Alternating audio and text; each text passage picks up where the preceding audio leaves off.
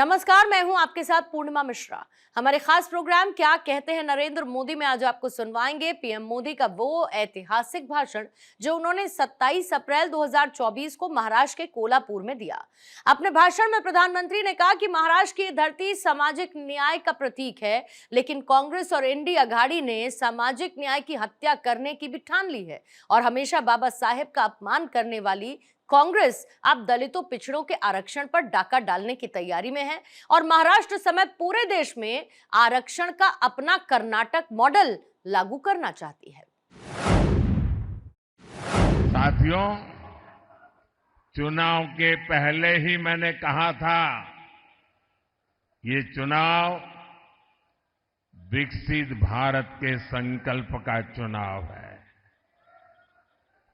लेकिन जैसे ही कांग्रेस पार्टी और उसके दोस्तों को ये एहसास हुआ कि वो विकास के ट्रैक रिकॉर्ड में एनडीए की बराबरी नहीं कर सकते, उन्होंने अपनी रणनीति बदल ली। इसलिए इंडिया अलायंस वालों ने खुलकर देश विरोधी एजेंडा और तुष्टीकरण के हथकंडों का इस्तेमाल करना शुरू कर दिया है।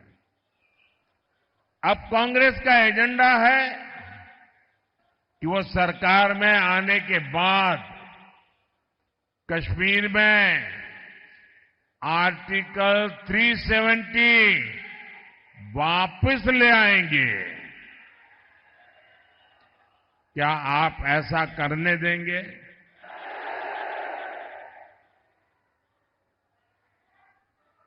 अब किसी में हिम्मत है कि मोदी के इस कदम को पीछे हटा सके? ये लोग कह रहे हैं कि इनकी सरकार बनी तो ये लोग सीएए कानून रद्द कर देंगे। क्या ये देश उनको करने देगा?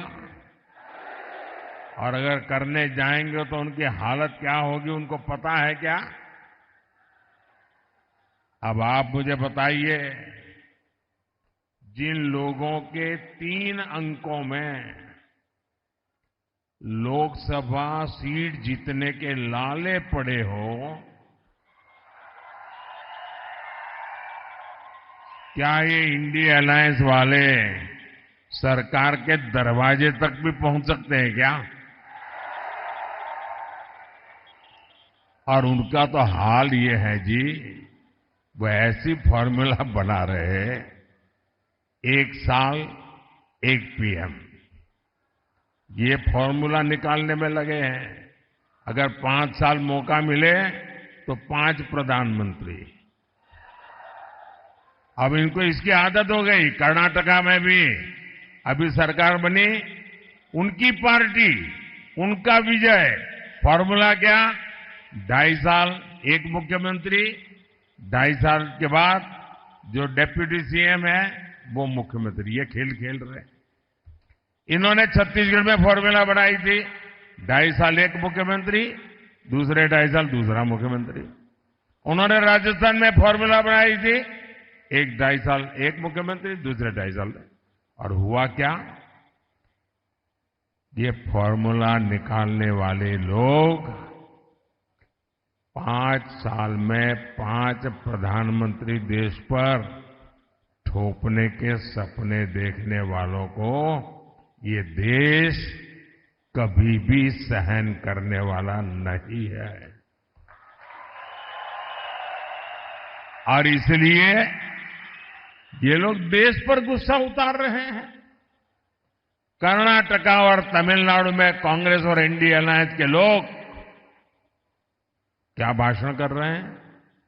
दक्षिण भारत को तोड़कर अलग देश बनाने की मांग कर रहे हैं। आप मुझे बताइए, अहद पेशावर अहद पेशावर तहत तंजावर, हिंदवी स्वराज्य।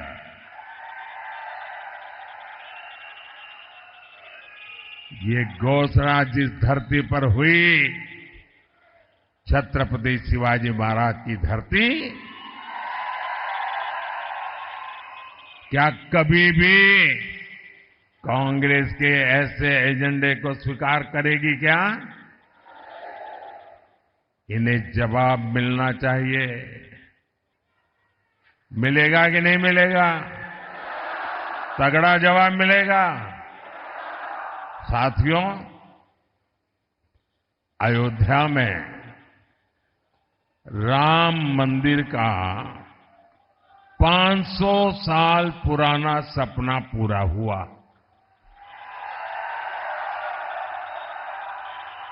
दशकों तक राम मंदिर को बनने से रोकने वाली कांग्रेस ने उसका भी बहिष्कार किया।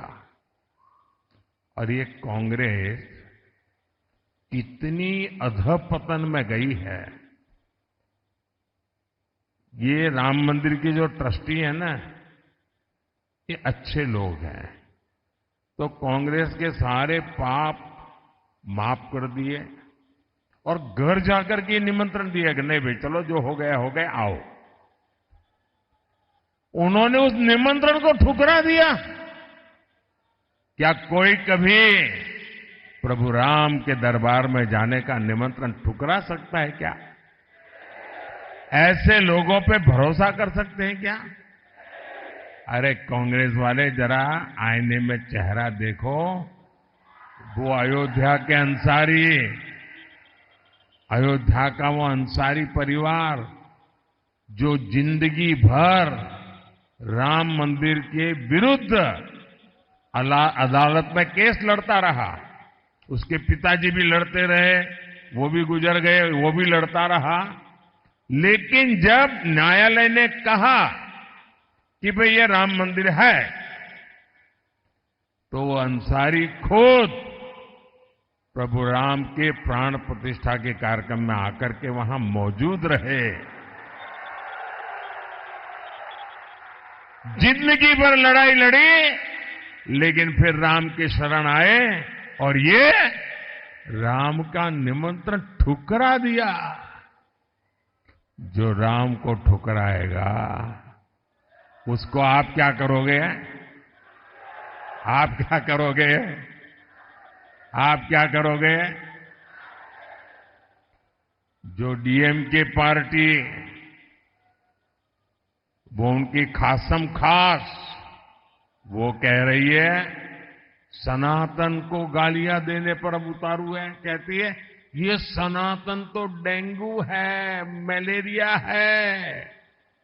और जो लोग सनातन के विनाश की बात करते हैं, उन्हें इंडिया गाड़ी के लोग महाराष्ट्र बुलाकर उनका सम्मान करते हैं।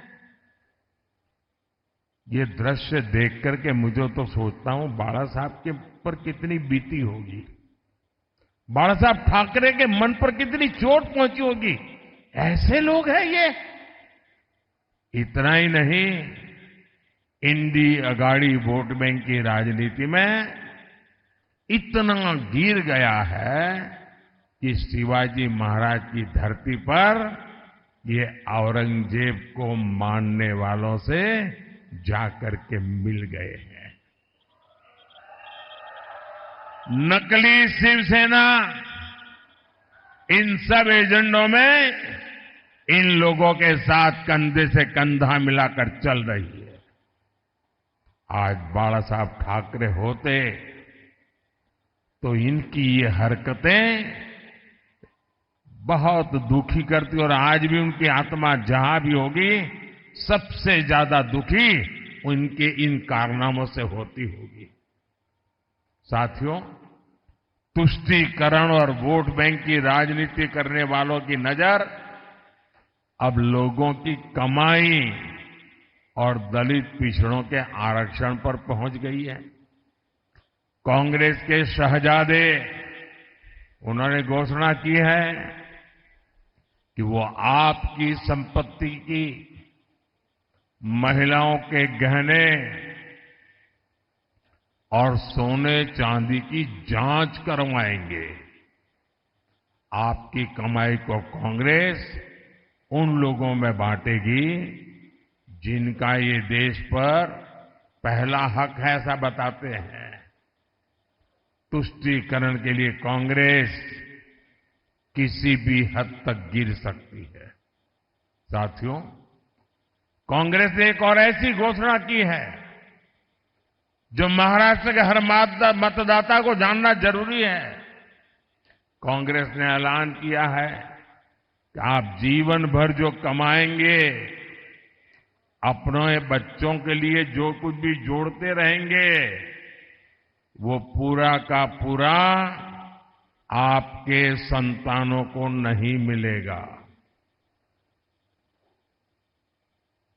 आज आपके पास गाड़ी है तो आप अपने बेटे को दे सकते हैं, घर है दे सकते हैं, खेत हैं दे सकते हैं।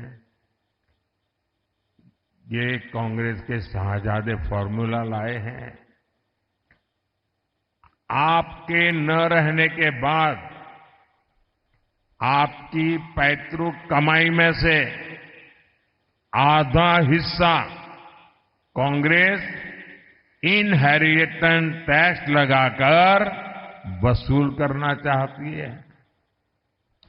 क्या आप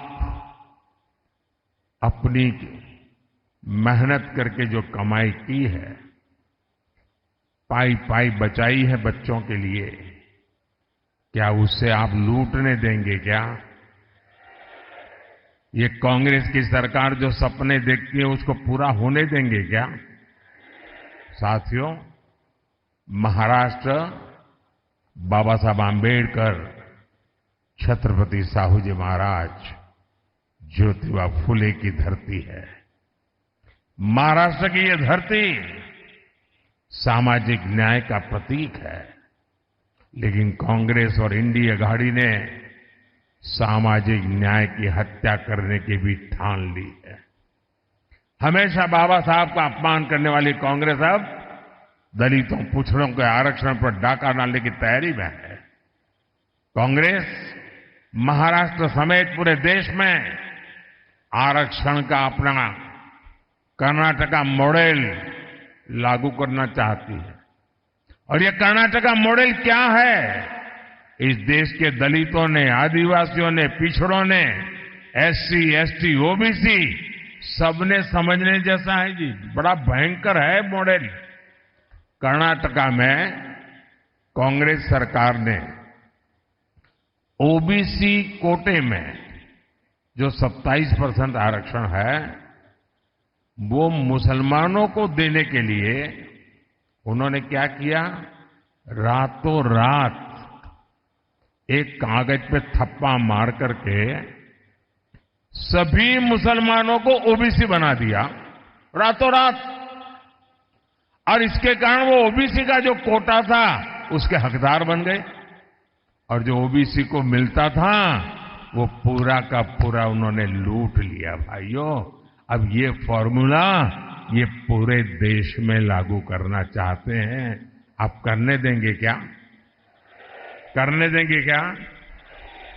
2012 में इंडी गठबंधन की सरकार ने ये कोशिश की थी, तब ये सफल नहीं हो पाए थे। इसलिए अब कांग्रेस संविधान बदलकर दलित, पिछड़ों का आरक्षण धर्म के नाम पर बांटना चाहती है। ओबीसी के आरक्षण पर यह डाका क्या कभी कोई बर्दाश्त कर सकता है क्या? आप बर्दाश्त कर सकते हैं क्या? आप स्वीकार कर सकते हैं क्या?